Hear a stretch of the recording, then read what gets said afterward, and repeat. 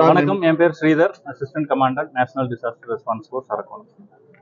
எங்களுக்கு முந்தானேத்துக்கு night message வந்தது, இந்த மாதிரி 4 மணிக்கு இங்கே ஒரு வீட்டில் 7 பேர் சிக்கியிருக்காங்க அப்படின்னு. ஸோ டீம்லாம் வெவ்வேறு இடத்துல ஃப்ளட் டியூட்டியில் ஆல்ரெடி இருந்தாங்க. விழுப்புரத்தில் நானே பர்சனலாக நான் பெங்கல் புயல் புதுச்சேரி ஸ்டேட் எமர்ஜென்சி கண்ட்ரோல் ரூமில் இருந்தேன். ஸோ எனக்கு கால் வந்தோன்னா இமீடியட்டாக நாங்கள் எல்லாருமே கிளம்பிட்டோம். இங்கே வந்து ரீச் ஆகிறதுக்கு கிட்டத்தட்ட ஒரு மணி ஆயிடுச்சு நைட்டு. வந்தவுடனே எங்களுடைய லைஃப் இருந்தால் கண்டுபிடிக்கிற இது டாக் வச்சு நாங்கள் உடனே சர்வே பண்ணோம். ஸோ அதுக்கப்புறம் இமீடியட்டாக 5:30க்கு ஆப்ரேஷன் ஸ்டார்ட் பண்ணிட்டு தான் முடிவு பண்ணி 5:30க்கு ஸ்டார்ட் பண்ணியாச்சு. இனிஷியலாக வந்து மேலே இருக்க வெஜிடேஷன்லாம் கிளியர் பண்ணோம். அதுக்கப்புறம் தான் கீழே பெரிய பெரிய பவுல்டர்ஸ் இருக்கிறதுலாம் தெரிஞ்சது. ஸோ பவுல்டர்ஸ் வந்து ஃபஸ்ட்டு நாங்கள் மேனுவலாக தான், ஏன்னா நாங்கள் ஸ்ட்ரீட் எல்லாம் ஆல்ரெடி பார்த்தோம், ஜேசிபி வரதுக்கு வழி இல்லை. ஸோ ஜேசிபி வரதுக்கு வெயிட் பண்ண வேணாம்னு சொல்லி எல்லாம் பார்த்துருப்பீங்க, மேனுவலாக கயிறு கட்டி எல்லாமே இருக்கும். ஸோ அதில் commando force, Tamil Nadu fire and rescue services, NDRF எல்லாருமே ஒர்க் பண்ணோம்.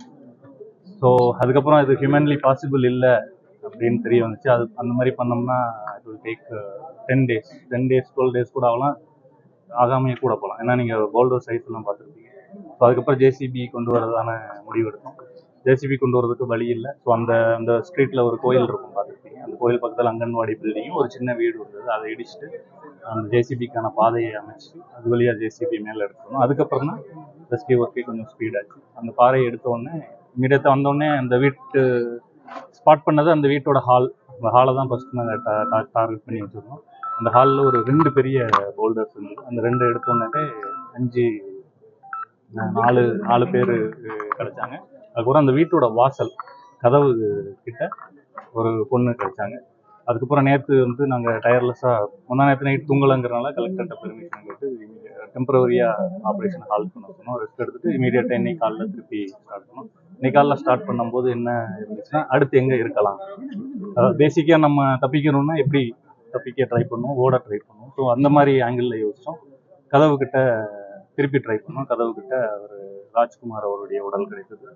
அதுக்கப்புறம் அந்த பொண்ணு தேடம் அதே அந்த மாதிரி தான் பண்ணோம். அந்த ஸ்ட்ரீட்டில் பார்த்துருப்பீங்க, ஒரு எலக்ட்ரிக் போல் இருந்திருக்கும். ஸோ அந்த எலக்ட்ரிக் போல் வரைக்கும் சர்ச் பண்ணுறதா காலைல முடிவு பண்ணியிருந்தோம். ஸோ கிராஜுவலாக ப்ராக்ரஸ் பண்ணும்போது அந்த பொண்ணோட உடலும் கிடைக்கும். இதுதான் சார். பல்வேறு மாநிலத்தில் இந்த சம்பவம் போல நடந்திருக்கும். ஆனா திருவண்ணாமலை சம்பவம் எப்படி உங்களுக்கு கிரிட்டிக்கலா இருந்ததா? வயநாடு இதை விட மாஸ்கேல்ல பார்த்ததுனால ஸோ பசங்களும் அது கொஞ்சம் இதாக இருந்தாங்க. ஸோ அதனால இல்லைங்க, குறுகலான இடம். அந்த மேலே ஒரு 40 டன் அளவு ஒரு பாறை வந்து ஒரு அபாயகரமாக இருந்தது. அது எப்படி அது இருந்தது? நான் காலைல வந்தோடனே ஃபஸ்ட்டு அதான் இன்ஸ்பெக்ட் பண்ணேன். அப்புறம் மைன்ஸ் டிபார்ட்மெண்ட் வந்து ஜாயின்ட் டைரக்டரை கூப்பிட்டு அவங்கள்ட்ட ஒப்பீனியன் கேட்டோம், இது இதாகுமா. ஏன்னா ஜேசிபி யூஸ் பண்ணும்போது ஆட்டோமேட்டிக்காக வைப்ரேஷன் இருக்கும்.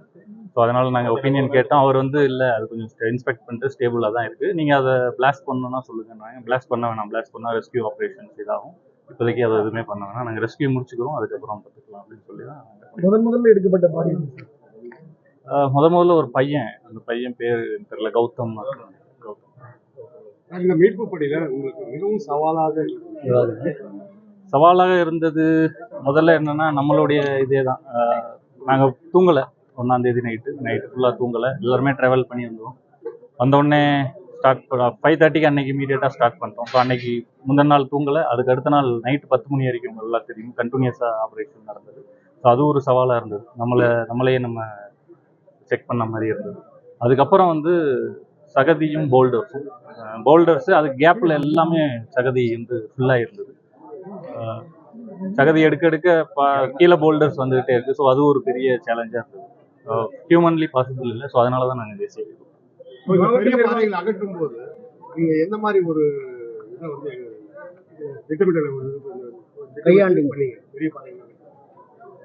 பெரிய பாறைகள் அவங்களால தூக்க முடியல, ஜஸ்ட் அதை புரட்டி போட்டாலே போதுங்கிற மாதிரி இருந்தது. நான் அந்த சைடு ஃபுல்லாக நாங்கள் கிச்சனை ஏற்கனவே கிளியர் பண்ணோம். கிச்சன் சைடு நீங்கள் திருப்பி போட்டோம்னா கூட இது பண்ணலாம் இல்லை, அதெல்லாம் தூக்க முடியல. ஸோ கிச்சன் சைடு எப்படி திருப்பி தான் விட முடியுது, அதை கூட தூக்க முடியல. மாவட்ட நிர்வாகம் உங்களுக்கு எந்த மாதிரி உதவி பண்ணாங்க? மாவட்ட நிர்வாகம் தமிழ்நாடு கவர்மெண்ட் ஃபுல் சப்போர்ட்ல இருந்தாங்க. இதை விட சப்போர்ட்டா இருந்தது Tamil Nadu commando force and fire services, SDF. எல்லாருமே இது கம்பைன்ட் ஒர்க் தான். இது ஒரு என்டிஆர்எஃப் தனியா எதையுமே இது எப்பயுமே பண்ண முடியாது. இது ஒரு கம்பைன்ட் எஃபர்ட் தான். எல்லா credits NDRF, SDF, Tamil Nadu commando force, fire and rescue, district administration, Tamil Nadu government எல்லாத்துக்குமே போய் சேர வேண்டியது. Okay, thank you sir.